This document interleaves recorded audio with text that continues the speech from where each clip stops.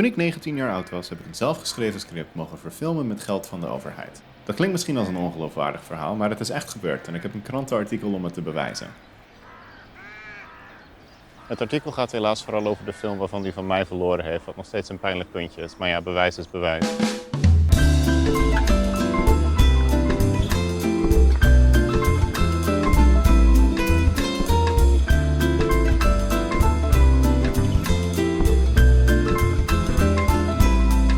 Oké, dus mijn script heette Rood Fluweel en ik denk dat we daarmee moeten beginnen. Rood Fluweel is een korte mystery thriller uitgebracht in 2017.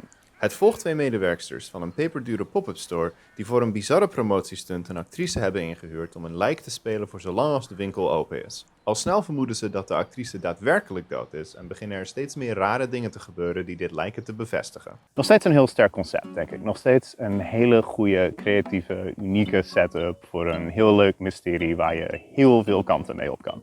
Ik weet niet of ik er nog steeds de kant mee op zou gaan waarvoor ik gekozen heb tijdens het schrijven van Rood Fluweel.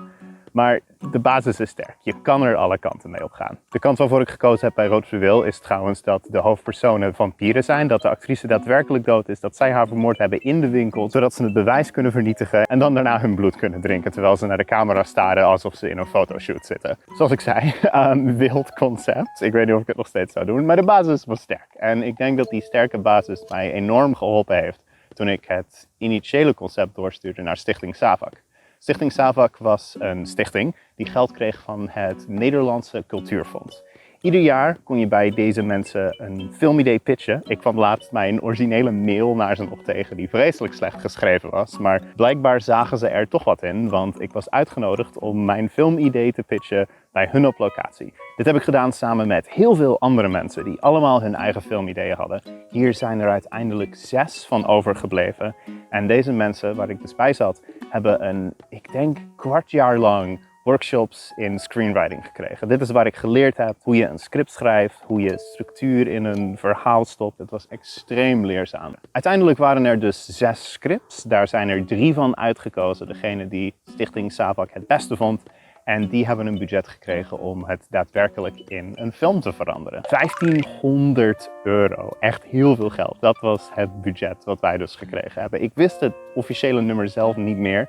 Maar tijdens onderzoek voor deze video kwam ik dus een krantenartikel tegen die zei dat het €1500 was.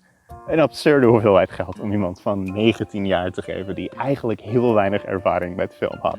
En dat geld is niet eens waar het stopte. Dat hebben we bijna verdubbeld, geloof ik. Ik had een hele goede producent. Een vriend van mij die voor Rood Fluweel nooit een film geproduceerd had en na Rood Fluweel ook nooit meer iets geproduceerd had. Maar tijdens Rood Fluweel was hij echt een droomproducent. Hij heeft door een aantal hele grote sponsors het budget weten te verdubbelen. En daarna heeft hij ook nog heel veel spullen in bruikleen kunnen regelen.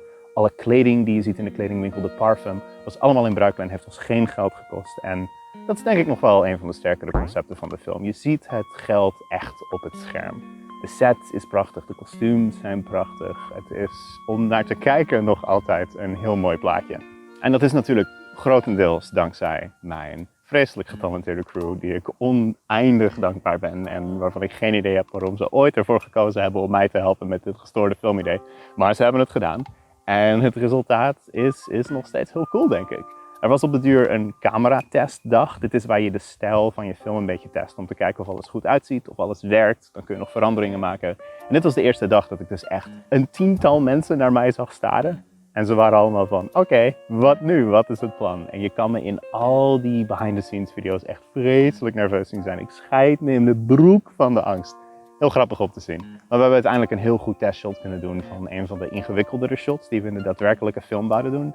Het heeft een bewegende camera, knipperende lichten. Alles wat je mogelijk in een filmshot kan combineren zit in dat shot.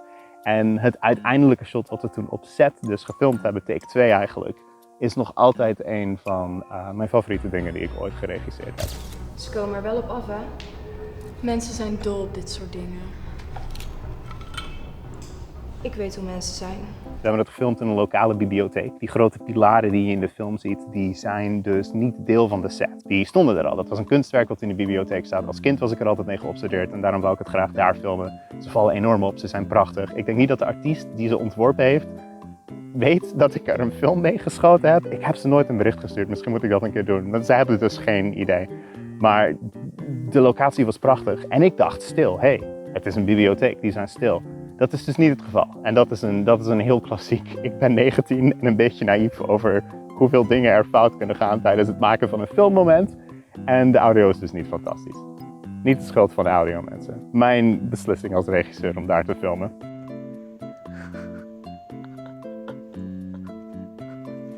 Op set rondlopen was zo raar. Het was echt een magische ervaring om die film te filmen. Er is niks cooler op aarde dan rondlopen in een wereld die jij gecreëerd hebt. Een wereld die initieel alleen bestond als een idee in jouw hoofd. Daarna als woorden op papier. En nu ineens is het een tastbare locatie die je kan aanraken, die je kan bekijken, waar je doorheen kan lopen. Dat van idee naar daadwerkelijke realiteit is zo'n bijzonder proces. De wereld die jij in je hoofd ziet is ineens echt. En dat is een onvergetelijke ervaring. 10 uur, geloof ik. 4 dagen achter elkaar, 10 uur. En dan heb je een film van 6 minuten, want filmen duurt gewoon heel lang. Uiteindelijk hadden we dus niet eens genoeg tijd na die filmdagen. Dus het laatste gedeelte van de film is gefilmd in de garage van mijn ouderlijk huis.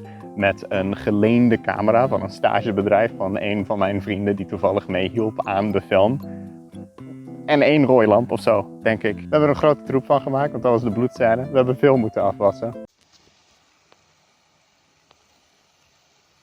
De première was dus op een van de grootste schermen in Nederland. Ik heb Avengers Infinity War en Avatar 2 The Way of Water op hetzelfde scherm gezien waar mijn film Rood Fluweel op gespeeld heeft. Erg bijzonder. Ik was zo nerveus. Je ziet de angst echt in mijn ogen. Je ziet me intern sterven in ieder beeld wat bestaat van die première. Het is heel grappig om terug te kijken. Ook had ik ripped jeans aan. Ik ben naar de première van mijn eigen film gegaan met ripped jeans. Ongelofelijke keuze van een 19-jarige Joran. Absoluut prachtig. En dat is hoe mijn film Rood Fluweel op aarde is gekomen. En hoeveel hij gekost heeft. Ik zou nu natuurlijk alles anders doen. Scripttechnisch zou ik heel veel veranderen. De manier waarop het gefilmd was zou ik nu heel anders doen. En dat soort dingen beginnen door de jaren heen natuurlijk steeds meer op te vallen. Maar één ding wat je de film nooit kan ontnemen is de jeugdige passie die het heeft. Je merkt echt dat het gecreëerd is door een crew hele jonge mensen die heel veel passie hebben voor film. En dat gaat de film nooit ontnomen kunnen worden. Dat wordt door de jaren heen alleen maar sterker. En dat is heel magisch om te zien. Hij is niet perfect, maar als je een beetje met je ogen knijpt en in gedachten houdt dat het gemaakt is door hele jonge mensen die grotendeels niet superveel ervaring hadden met een regisseur die echt geen ervaring had, dan is het toch wel wat. Dan is het best cool. Ze neemt niet op.